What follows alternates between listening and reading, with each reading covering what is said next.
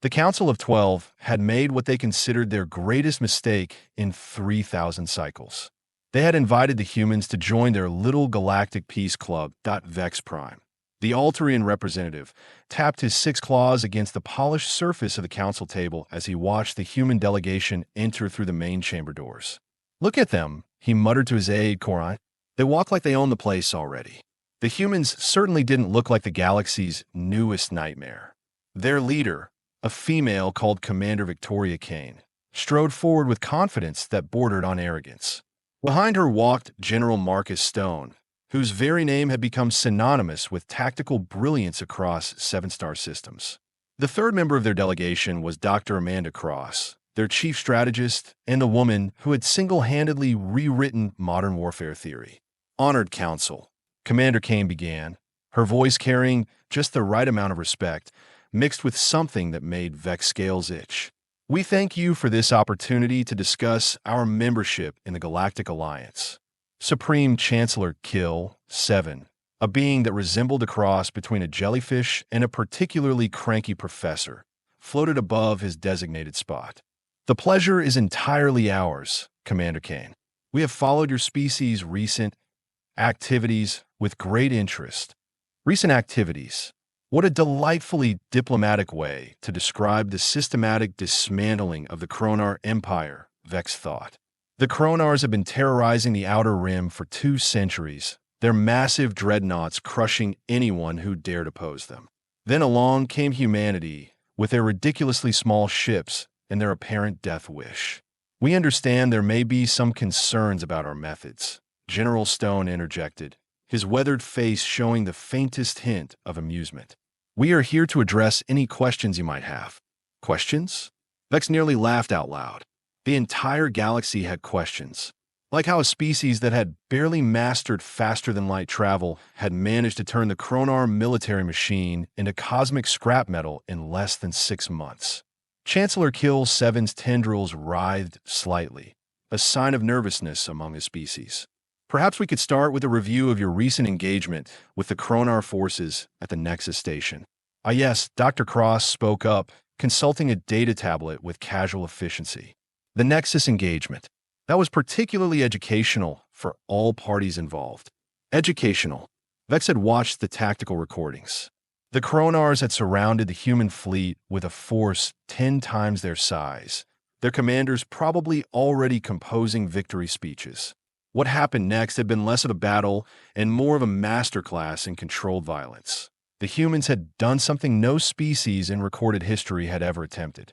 They had used their own ships as weapons, ramming them into Kronar vessels at precisely calculated angles and velocities. But here was the truly insane part. They had evacuated most of their crews beforehand using previously unknown transportation technology. The ramming maneuver was quite effective, General Stone continued, as if discussing the weather. "We eliminated 63 enemy vessels with minimal loss of life on our side." "Minimal loss of life," repeated Council Member Zarabeta, her crystalline form pulsing with agitation. "You turned 30 of your own ships into guided missiles." 37, actually, Commander Kane corrected politely. "But who's counting?" The casual way she delivered that correction sent a chill through the chamber. 37 ships, 37 vessels that any other species would have considered irreplaceable assets, used as ammunition in a single engagement. "Perhaps, Chancellor Kill 7 ventured carefully, you could explain your strategic philosophy to the Council." Dr. Cross leaned forward slightly, her expression taking on the patience of someone explaining basic mathematics to particularly slow children. "Our philosophy is quite simple, really. Every problem has a solution. Every enemy has a weakness. And every rule exists to be broken when circumstances require it." "But surely," Counselor Reth Prime interjected, his avian features ruffled with concern, "there must be some limits to what you consider acceptable tactics?"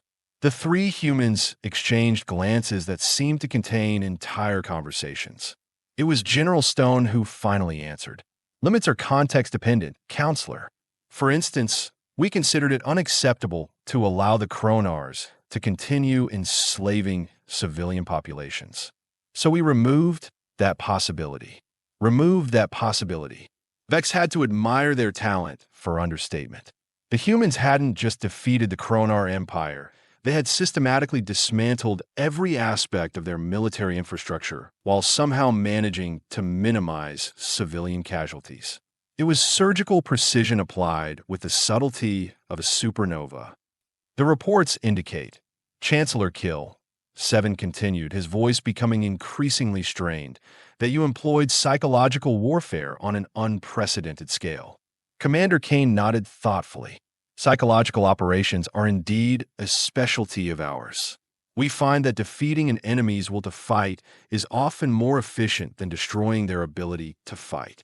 You broadcast Kronar military communications on public frequencies, Counselor Zarabeda accused. Their own commanders could hear their troops questioning orders in real time. A minor technical adjustment to their communication systems, Dr. Cross explained with a shrug. Very effective for morale management. Morale management. The Kronar military hierarchy had collapsed within weeks as subordinates realized their superiors were just as confused and frightened as they were. 3 centuries of military tradition had crumbled because the humans had figured out how to turn the enemy's own communication network against them. What concerns us most, Vex found himself saying, surprising himself by speaking up, is your apparent willingness to sacrifice your own forces. No other species fights with such casual disregard for their own losses. The temperature in the room seemed to drop several degrees. Commander Kane's expression didn't change, but something in her eyes made Vex survival instincts scream warnings. Counselor Vex Prime, isn't it? She said, her voice maintaining its professional tone. I think there's been a misunderstanding. We don't disregard our losses. We calculate them. Every human life lost in combat is a tragedy, General Stone added, his voice carrying the weight of personal experience. But we learned long ago that sometimes accepting smaller losses prevents larger ones. The evacuation procedures we employed, Dr. Cross continued, resulted in a survival rate of 94.7% among crews from sacrifice vessels. Compared to the projected casualties from a conventional engagement, we saved approximately 12,000 lives. 12,000 lives. The mathematics were as terrifying as they were impressive. The humans hadn't been reckless. They had been calculating potential futures and choosing the path that led to the least overall suffering. The fact that this path involved using their own ships as ammunition was apparently just another variable in their equations. But the psychological impact on your own forces, Counselor Rethprime pressed. Surely watching their comrades' ships being destroyed was minimal, Commander Kane interrupted. Our personnel are extensively trained in operational psychology. They understand that every action serves a strategic purpose. Besides, General Stone added with what might have been the ghost of a smile, most of them found it rather exciting. Humans have an unfortunate tendency to enjoy dangerous situations. Enjoy dangerous situations. Vex was beginning to understand why the rest of the galaxy was so nervous about humanity's potential membership in the Alliance. A species that found mortal peril entertaining was not one you wanted to negotiate with from a position of weakness. Which brings us to our primary concern. Chancellor Kill, 7 said, his tendrils now moving in agitated spirals. The Alliance has maintained peace for over a millennium through careful diplomacy and mutual understanding. Your methods seem to rely more on direct action. Oh, we are perfectly capable of diplomacy, Dr. Cross assured him. We simply prefer to negotiate from a position of strength. And how do you define a position of strength? Vex asked, though he suspected he already knew the answer. Superior firepower, comprehensive intelligence, and the enemy's certainty that we are completely insane, Commander Kane replied without hesitation. The silence that followed this statement stretched for several long moments. Finally, Counselor Zarabeda found her voice. You actually cultivate a reputation for insanity. It's remarkably effective, General Stone confirmed. When your enemies believe you might do literally anything, they become much more reasonable during negotiations. Case in point, Dr. Cross added, consulting her tablet again, our recent diplomatic success with the hegemony of Vel. They agreed to our terms after we demonstrated what we called a precision stellar adjustment. Precision stellar adjustment. Vex remembered the reports. The humans had somehow managed to alter the orbital pattern of a small moon, moving it just enough to create massive tidal disruptions on the Vel homeworld. No permanent damage, no loss of life, just a gentle reminder that humans could literally move celestial bodies if they felt like it. You moved a moon, Vex said flatly. You moved an actual moon to make a diplomatic point. Only temporarily, Commander Kane assured him. We put it back afterwards. Mostly. The casual addition of that qualifier was somehow more unsettling than the entire feat of celestial engineering. The point is, Dr. Cross continued, effective diplomacy requires both the carrot and the stick. We simply prefer our stick to be visible from orbit. Chancellor Kill, Seven's form had taken on a distinctly greenish tinge, which in his species indicated extreme stress or the onset of digestive problems. Commander Kane, with all due respect, the alliance was founded on principles of peaceful coexistence and mutual cooperation. Your approach seems somewhat aggressive, Commander Kane supplied helpfully. That's one word for it, the Chancellor admitted. Counselors, General Stone said, leaning back in his chair with a relaxed posture of someone completely comfortable with the direction of the conversation. May I ask how many major conflicts the Alliance has successfully prevented in the past century? The question caught them off guard. Counselor Rethprime consulted his own datapad. 17 major conflicts were successfully mediated through diplomatic intervention. And how many minor conflicts escalated to major ones during that same period? Another pause for consultation. This time it was Vex who answered. 23.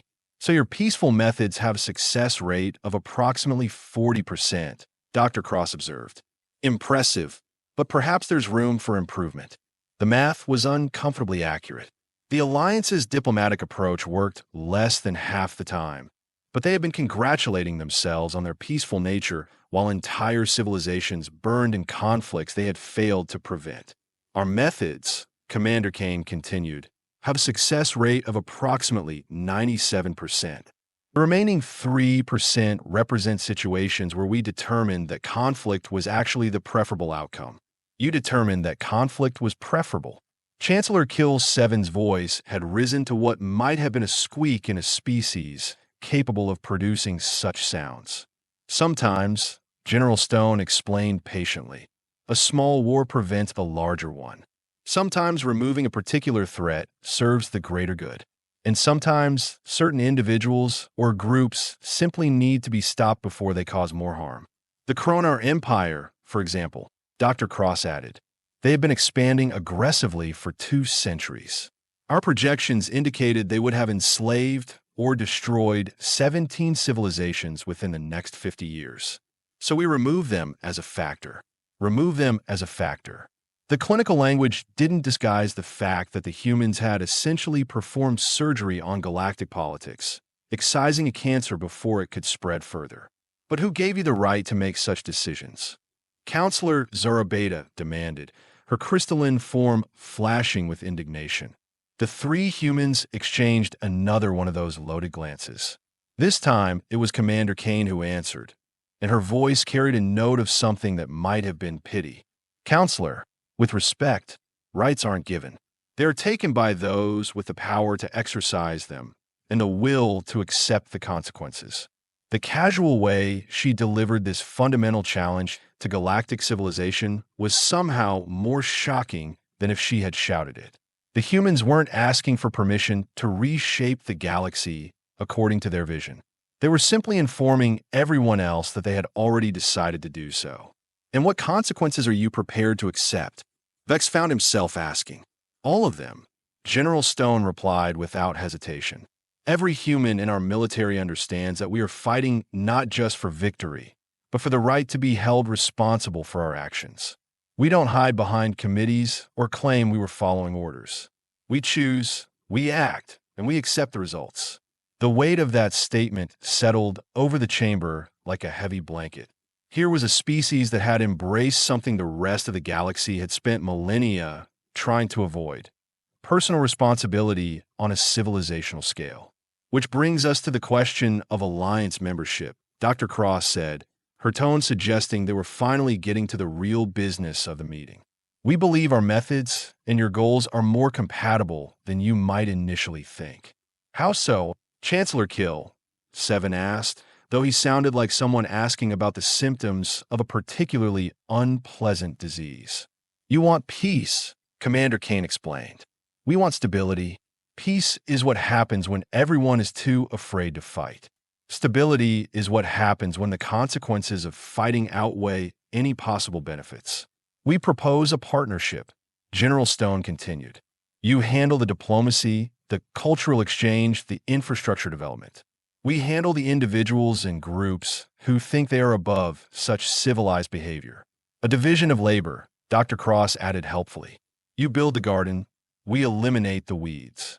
The euphemism was so polite, it took Vex a moment to realize they were offering to serve as the Alliance's unofficial military arm, taking care of problems too messy for traditional diplomacy to handle. And what would you require in return? Vex asked, his tactical mind already recognizing the offer for what it was, a protection racket run by people who were actually capable of providing the protection they promised. Access to your trade networks, cultural exchanges, and the occasional use of your diplomatic facilities, Commander Kane replied. Plus the understanding that sometimes we will need to handle situations without waiting for committee approval. You want a free hand to intervene wherever you see fit. Counselor Rethprime's voice was barely above a whisper. We want the freedom to prevent disasters before they happen, General Stone corrected. The Kronar situation could have been resolved with minimal violence if we had acted earlier. Instead, we waited until they had committed enough atrocities to justify decisive action. The implication was clear. The humans were offering to serve as the galaxy's immune system, identifying and eliminating threats before they could cause widespread damage. The only question was whether the Alliance was prepared to accept the cure along with the disease. We will need time to consider your proposal, Chancellor Kill, Seven said finally. Of course, Commander Kane agreed. Take all the time you need. Just keep in mind that while you are deliberating, the Syndicate of Kroll is planning to annex the Theta Sector. The Merchant Guild is preparing to destabilize currency markets on 12 worlds, and there's a religious extremist group on Proxima 7 that's about 2 weeks away from acquiring some very unpleasant bioweapons. The casual way she delivered this intelligence briefing was almost as unsettling as the information itself. The humans hadn't just been monitoring galactic politics, they had been actively gathering intelligence on potential threats. How do you know all this? Vex demanded. Doctor. Cross smiled, and for the first time since the meeting began, she looked genuinely amused. Counselor, we didn't become masters of warfare by accident. Information is just another weapon, and we are very good with weapons. As the human delegation prepared to leave, Vex found himself wondering if they had just witnessed the end of one era and the beginning of another. The galaxy had operated under certain assumptions for thousands of years. That civilized beings could resolve their differences through discussion, that violence was always a last resort, and that no single species should hold too much power. The humans had just politely informed them that all of these assumptions were wrong. 3 days after the human delegation's departure, the emergency session of the Council of 12 was interrupted by what could only be described as controlled chaos. Ambassador Trix-9 burst through the chamber doors, his typically pristine robes singed and his 4 eyes wide with something between terror and admiration. They did it again, he announced without preamble, causing Chancellor Kill, 7 to nearly drop his ceremonial staff. The humans just solved the Kroll situation. Vex Prime felt his scales tighten. What Kroll situation?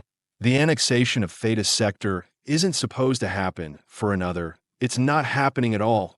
Trix interrupted, his breathing apparatus working overtime.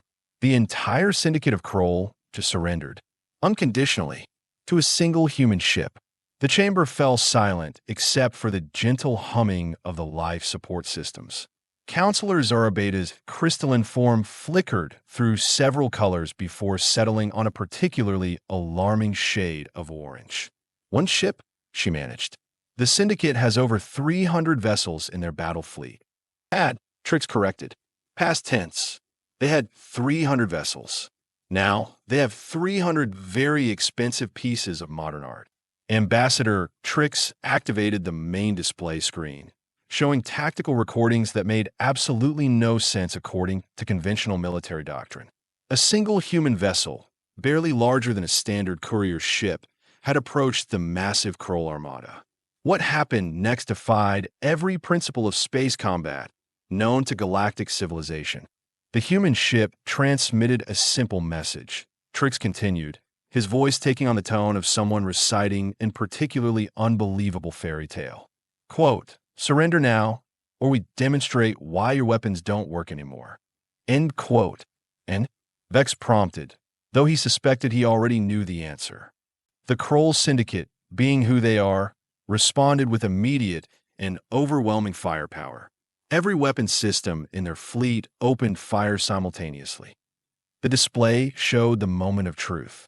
Hundreds of energy beams, missile salvos, and exotic particle weapons converged on the tiny human ship. The light show was spectacular. The results were unexpected. Nothing happened. Counselor Reth Prime whispered. Their weapons just stopped working. Not stopped. Trix corrected with the precision of someone who had spent the last 3 days trying to understand the impossible. The weapons fired perfectly. The energy simply got redirected. The recording continued, showing the Kroll weapons fire being somehow channeled into geometric patterns that spelled out words in the Syndicate's own language. Words that, roughly translated, meant, "Your move." How? Chancellor Kill 7's voice had risen to that squeaky register again. How is such a thing even theoretically possible? According to the human explanation, Trix said, consulting his notes with the careful attention of someone handling radioactive material, they have developed something they call defensive reality manipulation. They can apparently convince the universe that certain things shouldn't happen. Vex felt a headache building behind his primary optical sensors. They convinced the universe. Their exact words were, "Physics is more of a guideline than a rule, and we have gotten very good at negotiations." The silence that followed this statement was broken only by what sounded suspiciously like Counselor Zorabeda muttering prayers in her native language. "There's more," Trix announced, and somehow managed to make those 2 words sound like a death sentence.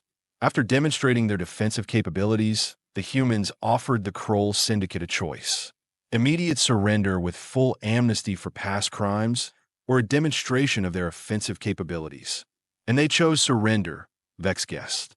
They chose a demonstration, Trix corrected. The Syndicate leadership apparently believed they were bluffing. The display shifted to show the aftermath. Where the Kroll flagship had been, there was now empty space.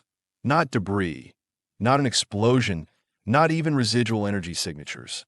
Just nothing. Complete molecular disintegration. Reth Prime asked weakly. Worse, Trix replied.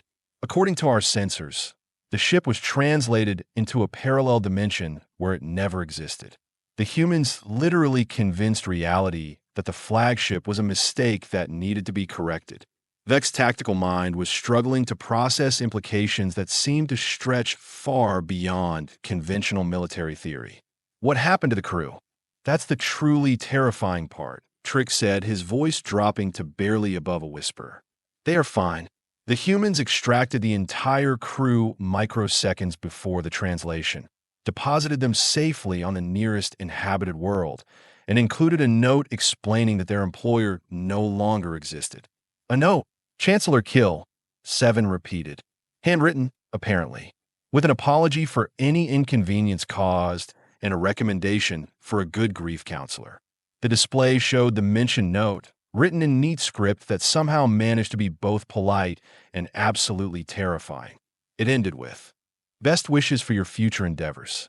Please choose your next employer more carefully. Sincerely, humanity." The remaining Syndicate vessels surrendered immediately. Trix continued. The human ship then proceeded to escort their entire fleet to the nearest Alliance monitoring station, where they formally disbanded the Syndicate and applied for refugee status. Refugee status. Vex echoed. They claimed they were seeking asylum from humanity, Trix explained. The application forms were quite detailed.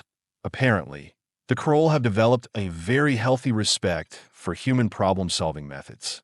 Chancellor Kill 7's tendrils had stopped their agitated movement entirely, which in a species indicated either deep meditation or complete system shutdown. How long did this entire operation take? 17 minutes, Trix replied, including travel time. The chamber fell into another of those heavy silences that seemed to be becoming a regular feature of council meetings. Finally, Counselor Zarabeda found her voice. And the other situations Commander Kane mentioned? The currency manipulation and the bioweapons. Trix consulted his notes again. The Merchant Guild voluntarily submitted to Alliance financial oversight after receiving what they described as a very persuasive economic analysis. Apparently, the humans demonstrated that they could manipulate market forces with the same precision they apply to military operations. How persuasive? Vex asked, though he suspected he didn't want to know. The humans created a temporary economic bubble around a single trading post, inflated the local currency by 3,000%, then collapsed it back to normal values within 6 hours. No permanent damage, no loss of wealth, just a very clear demonstration that galactic economics operates at their sufferance. And the bioweapons situation on Proxima 7 resolved through what the humans called aggressive therapy, Trix replied. They transported the entire extremist leadership to a specially prepared facility where they experienced vivid hallucinations showing the consequences of their planned actions. Apparently, seeing the universe from the perspective of their potential victims was quite educational. Hallucinations? Reth Prime squeaked. Chemically induced empathy, Trix clarified. Completely reversible, no permanent psychological damage, but remarkably effective at changing perspectives. The former extremists are now running a peace and reconciliation center. Vex found himself wondering if there was any problem the humans couldn't solve through the application of superior technology and clinical detachment. How long has humanity been capable of these interventions? That's what I asked their liaison officer, Trix replied. He said, and I quote, about as long as we have been capable of spaceflight. We just didn't see any point in showing off until someone needed help. The casual admission that humanity had been sitting on reality-altering technology while the rest of the galaxy struggled with conventional physics was somehow more unsettling than their demonstrated abilities. There's one more thing, Trix added, and the way he said it made everyone's survival instincts activate simultaneously. The humans have submitted a revised proposal for Alliance membership. Chancellor Kill 7 managed to reactivate his vocal apparatus. Revised how? They are offering a trial period, Trix explained, producing a datapad that seemed to glow with ominous significance. 6 months of what they call protective services at no cost to the Alliance. If we are satisfied with the results, we can discuss permanent arrangements. And if we are not satisfied, Vex asked, they will respectfully withdraw and leave us to handle galactic affairs according to our traditional methods. Trix replied. They were very specific about respecting our autonomy. The phrase irrespectfully withdraw somehow sounded more ominous than any threat. Vex suspected that humanity's definition of withdrawal might involve leaving the galaxy in such a state of peaceful stability that no one would dare disturb it for several centuries. What exactly are they offering during this trial period? Counselor Zarabeda asked. Trix activated the display again, showing a comprehensive list that seemed to scroll indefinitely. Complete elimination of piracy in all Alliance territories. Resolution of the Centauri border dispute. Mediation of the trade war between the mining consortium and the agricultural collective. Removal of the rogue AI that's been terrorizing the outer colonies. And they have offered to deal with what they delicately termed the parasitic intelligence problem. The parasitic intelligence problem, even speaking about it directly, was considered dangerous, since the entity in question fed on attention and had been growing stronger with each failed attempt to contain it. They can handle the parasite, Reth Prime whispered. They claim they have already handled it, Trix replied. Apparently, They convinced it that reality television was more entertaining than galactic domination.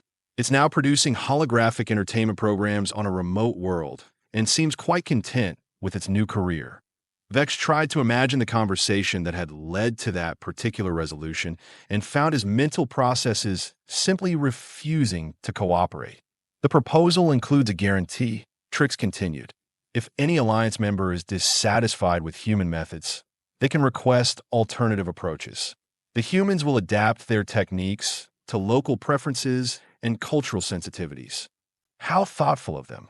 Chancellor Kill, 7 managed. There's a footnote, Trix added.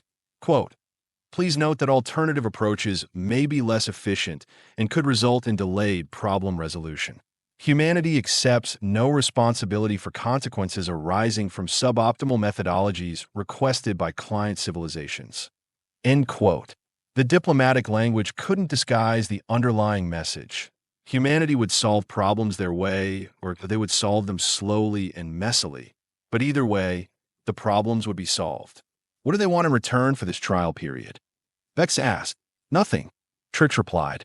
They have specifically stated that the trial period is offered without compensation as a gesture of good faith. Nothing.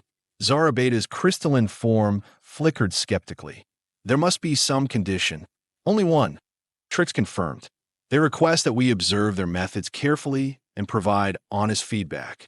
They claim they're always looking for ways to improve their approach to interspecies relations. The idea that humanity considered their current methods merely a starting point for improvement was possibly the most terrifying concept yet introduced to the discussion. Counselors, Chancellor Kill, 7 said finally, his voice carrying the weight of 3 millennia of galactic tradition. We face a decision that will define the future of civilization as we know it. Do we really have a choice? Vex asked quietly. They have demonstrated that they can solve every major problem facing the galaxy. Can we justify refusing their help simply because their methods make us uncomfortable? The question, Reth Prime observed, is whether we are prepared to live in a galaxy where humanity serves as the ultimate arbitrator of acceptable behavior, as opposed to living in a galaxy where problems simply continue to fester until they explode into full-scale catastrophes. Zara Beta countered, at least with the humans, we know the problems will actually be solved.